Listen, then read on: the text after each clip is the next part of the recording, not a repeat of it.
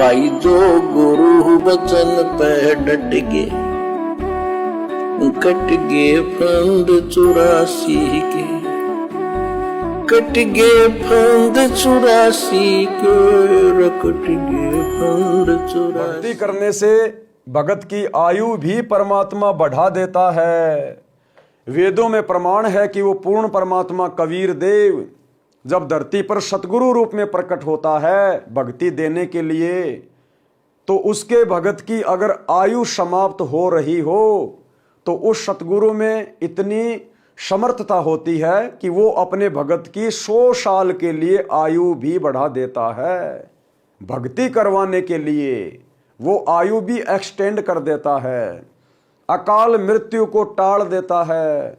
कहते हैं सतगुरु शरण में आने से आई टले बला, और जय मस्तिष्क में सूली हो वह काटे में टल जा। तो कितने फायदे हैं सतगुरु की भक्ति के।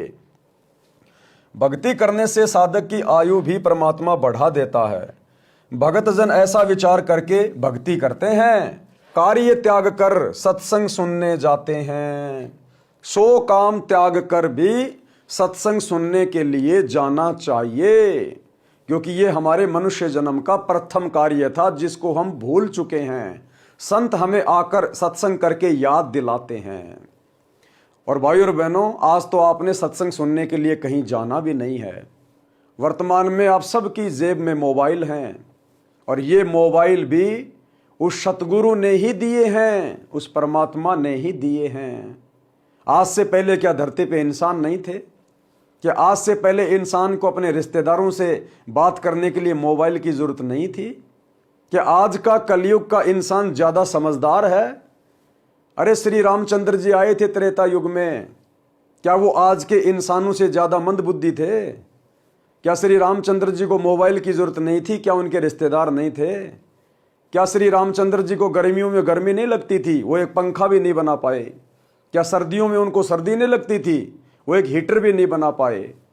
ढंग की रोड भी नहीं बनवा पाए? घोड़े जोड़ जोड़ के बैलगाड़ी में चला करते थे। क्या उस श्री रामचंद्र जी को मारुति गाड़ी की जरूरत नहीं थी? क्या लग्जरी गाड़ियों की जरूरत नहीं थी? वो क्यों नहीं बना पाए? अवतार होकर भी, 3 लोक के भगवान होकर भी ना श्री कृष्ण जी को आविष्कार कर पाए। भाई और बहनों, ये बुद्धि वर्तमान में इस परमेश्वर ने, सतगुरु ने इन वैज्ञानिकों को दी है। इन वैज्ञानिकों के बस की बात नहीं है ये कंप्यूटर बनाना, एरोप्लेन बनाना, इंटरनेट बनाना, मोबाइल बनाना। परमात्मा ने इस भक्ति युग में इंसान को बुद्धि दी है अपनी तरफ से, क्योंकि अब इन समस्त वस्तुओं का सदुपयोग जब पृथ्वी पर सभी को ज्ञान हो जाएगा, सभी भक्ति करेंगे, सच्चे सतगुरु की शरण में आएंगे, तो ये समस्त वस्तुएं, ये समस्त उपकरण, वैज्ञानिक इंस्ट्रूमेंट, ये परमात्मा ने, सतगुरु ने अपनी भक्ति में सहायता के लिए दिए। ठीक है, वर्तमान में इंसान को ज्ञान नहीं है, लेकिन जब 2028 युग परिवर्तन के बाद जितने लोग धरती पर बचेंगे वो सब सतगुरु की भक्ति करेंगे। उस समय सतगुरु के द्वारा दिए गए इन उपकरणों का केवल सदुपयोग ही होगा। आज हमें घर बैठे बैठे सत्संग मिल सकें, इसलिए सतगुरु ने घर घर में मोबाइल और टेलीविजन की व्यवस्था शुरू करवाई है।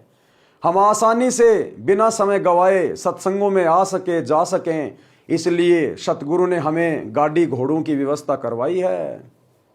लेकिन वर्तमान में इंसान ज्ञान से दूर होने के कारण स्वयं को इन वस्तुओं का जनक मान रहा है। लेकिन ये हमारी सबसे बड़ी भूल है। ये परमेश्वर ने बुद्धि दी, तब कहीं जाकर इंसान ने ये वस्तुएं बनाई है। और ये जितने भी वैज्ञानिक उपकरण बने हैं ये सन 1950 के बाद बने हैं, क्योंकि सन 1951 में सतगुरु धरती पर प्रकट हो चुके थे। उसके बाद इस विज्ञान ने रफ्तार पकड़ी है, इस विज्ञान ने तेजी से अपना कार्य किया है, क्योंकि सतगुरु ने करवाना था। तो आने वाले समय में युग परिवर्तन 2028 के बाद जितने भी लोग धरती पर बचेंगे, क्योंकि 2028 तक बहुत भयंकर महाविनाश होगा। जब जब धरती पर युग परिवर्तन होता है करोड़ों लोगों की जनहानि होती है। और इस काल ने जो इन वैज्ञानिकों से जो ये विनाश का सामान तैयार करवा दिया है, हाइड्रोजन बम, परमाणु बम, मिसाइलें, ये सब क्यों बनवाई इस काल ने? मानव जाति के विनाश के लिए। तो भाई और बहनों, इस विनाश के बाद में जितनी भी आत्माएं बचेंगी वो धार्मिक आत्माएं होंगी। जो लोग शराब से दूर होंगे, मांस खाने से दूर होंगे, जीव हत्या करने से दूर होंगे, चोरी जारी रिश्वतखोरी इन सब बकवादों से दूर होंगे, आने वाले महाविनाश में सतगुरु केवल उन्हीं का बचाव करेगा। भविष्य मालिका के अनुसार पूरे विश्व की जनसंख्या मात्र 64 करोड़ रह जाएगी, 64 करोड़। तो सोचिए, वर्तमान में 8 अरब के आसपास की जनसंख्या है और आने वाले कुछ ही वर्षों में 2028 तक ये मात्र 64 करोड़ रहने वाली है भविष्य मालिका के अनुसार। तो सोचिए, इस युग परिवर्तन के दौर में कितना भयंकर विनाश होगा। वो किसी भी तरह से होगा, अकाल के माध्यम से, अतिवृष्टि, अनावृष्टि, ओलावृष्टि, युद्ध, गृह युद्ध, महायुद्ध, महामारियां, बाढ़, भूकंप, कुछ भी आपदाएं आएंगी। यदि आप उस समय अपने और अपने परिवार का वास्तव में बचाव चाहते हैं तो बचाव का एकमात्र ऑप्शन पूरी धरती पर सतगुरु रामपाल जी की सत भक्ति है। इसके अलावा आपके पास दूसरा कोई चारा नहीं है। भाई जो गुरु बचन पे डट गे, कट गे फंद 84 के, कट गे फंद 84 के, रकट गे फंद 84 के। भाई जो गुरु बचन पे डट गे, कट गे फंद 84 के, कट गे फंद 84 के, रकट गे फंद 84 के। भाई जो गुरु बचन पे डट गे,